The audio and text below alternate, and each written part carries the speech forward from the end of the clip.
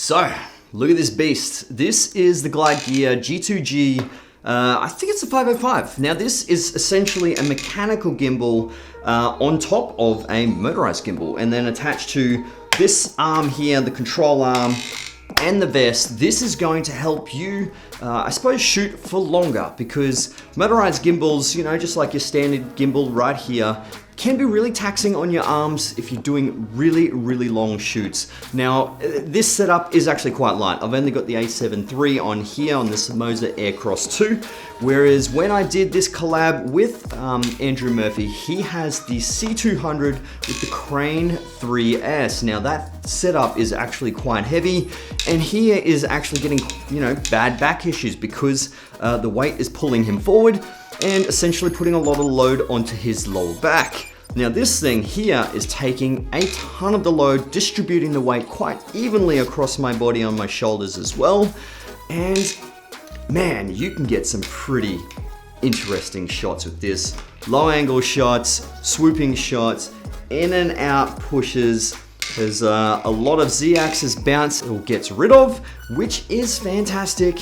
But yeah, in this video, I'm gonna break this down, show some before and afters of what we did, just using your motorized gimbal and then using the mechanical gimbal and this whole control rig together, and then also a freehand test. And yeah, I might throw in the A7S III, the gyro data test as well. So I'll compare that, but yeah.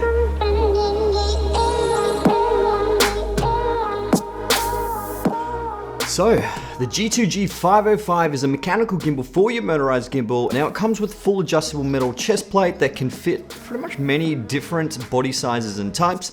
It's got easy clip harness points that are adjustable to make sure it fits nice and comfortably. Now, included in the package is the chest plate, the control arm, the mechanical gimbal, a light stand adapter, and various gimbal adapters as well. This thing can handle the DJI Ronin S, the Xeon Crane 3, the Weeble S, Crane 2, Moser Aircross 2, so on and so forth. There's probably a whole bunch of other gimbals as well. Now, I currently have my Aircross 2 on there, and just for demonstrational purposes, I've got the A7 III as well. I usually put the A7S III on top. But when I shot this video, I was actually, like I said, with Andrew, and he has the Canon C200. He's actually got the Canon C70 now. Whew, that is a good camera.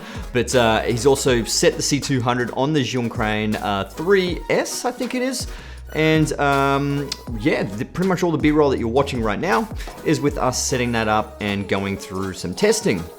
Now, he wanted to try and do his full setup because he was actually getting back pains with the C200 and using it every day. You know, it is actually a quite heavy camera. It's a big setup, and it's a very nice professional setup, but when it comes to run and gun, it can get very taxing, and his back started to feel it.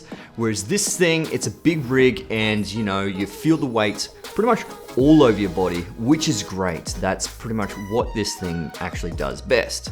Now, the user experience of this thing is actually quite good. I really enjoyed using it, and I began to learn how it works and how it moves, the best way it moves, while I was actually using it. Obviously, it takes time to get used to the movement because it is completely different to what you would be used to. But once you get this thing set up 100% balanced, it is incredible to use. You can get into so many different angles faster and much more efficiently than you could previously with just a handheld gimbal. Now, make sure you set a ton of time aside to actually be able to set this thing up, because yeah, it does take quite a while to set up. You need to understand exactly what you are using, and you need to understand how you're shooting, because if you want to add a monitor onto it afterwards, you cannot. You'd have to rebalance the motorized gimbal and then rebalance the mechanical gimbal. So it throws the balance off, even if it's like something as simple as a lens cap. That'll throw the balance off. You know, you guys know, if you've balanced a gimbal before, you take a lens cap off and it changes the balance. It changes the whole thing. So you need to be sure that your setup that you've got currently there that's balanced is the one that you're actually going to be using. So if you're changing the lenses, boom, you're going to have to change the full balance of this thing. So just be aware that when you actually do want to change lenses, that's what's going to happen. So anyway, let's get into the comparison that we did filming on the C200 and the glidegear rig. Now, we also did the glidegear rig, we did a pass of just the gimbal itself, and then we did a handheld pass. And we also threw in the A7S III pass with the post-processing gyro data stuff.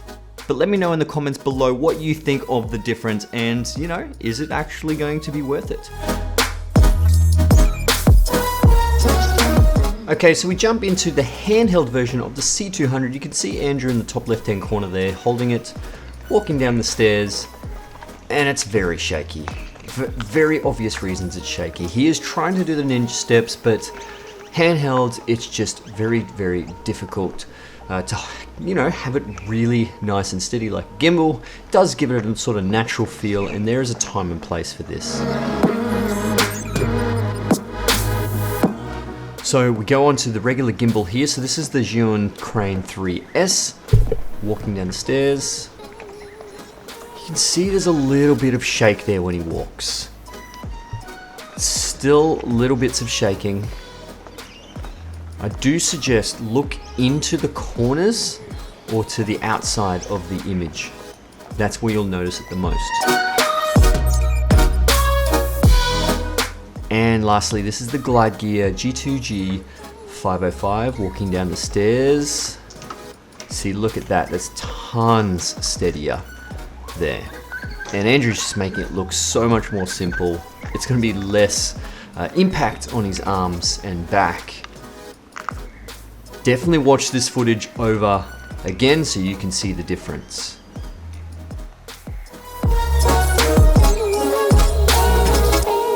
Now, the A7S III with the gyro processing.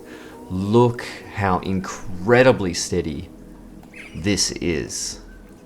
This is just the gyro processing, no warp stabilizer in post-production, just through Sony Catalyst Browse. This is handheld footage coming from the A7S III. Super, super smooth. I'm very, very impressed. Now, if you look on the right hand side with the Crane 3S gimbal, you can see there's a bit more shake. It's very, very small, but when he takes steps, you can see those micro jitters. That is the biggest difference between the glidegear. It does take out a lot of that Z-axis bounce and the micro jitters, so it's a much more smoother motion when it comes to having stable footage. So you can see using the glidegear, it has much less Z-axis bounce, especially when you're moving down the stairs.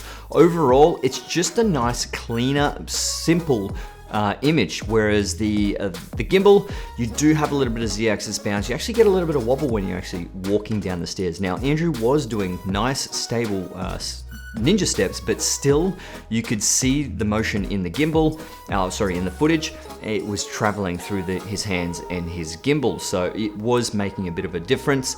Obviously handheld, completely different. It's a different feel. The handheld footage is, it's a specific thing.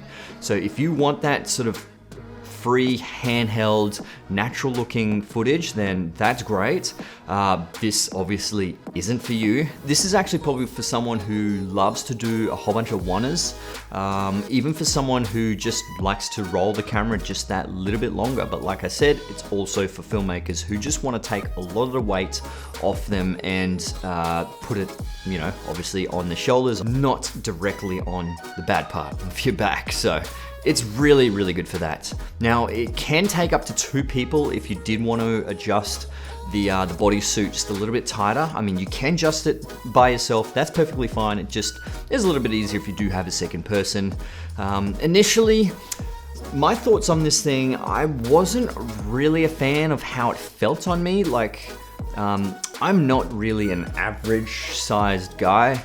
I'm a little bit bigger than most filmmakers are in terms of muscle, so I've got harder bits, and it's just a big metal cage on my body just didn't feel right. Like, I've got really low body fat percentage, and it is a downfall when you're wearing something like this that's suited to a nice flat body, no chest. Yeah, so it kind of did feel awkward, but when you start adjusting it, tightening up some of the straps and get it to fit really snug, it did feel so much better on me, and instead of, you know, putting the weight on my arms, the weight was just nice and evenly distributed. So anyway guys, I hope you found this useful. If you did, don't forget to like, comment, and subscribe. Definitely subscribe, because 4.5% of my viewers are subscribed. That is a super low percentage. Make sure you subscribe to my channel. I would really, really, really appreciate it, especially if you do watch my videos a lot. Why aren't you subscribed? You may as well just hit that subscribe button, then you can get some notifications when my videos pop up. Anyway guys, I hope you enjoyed this one.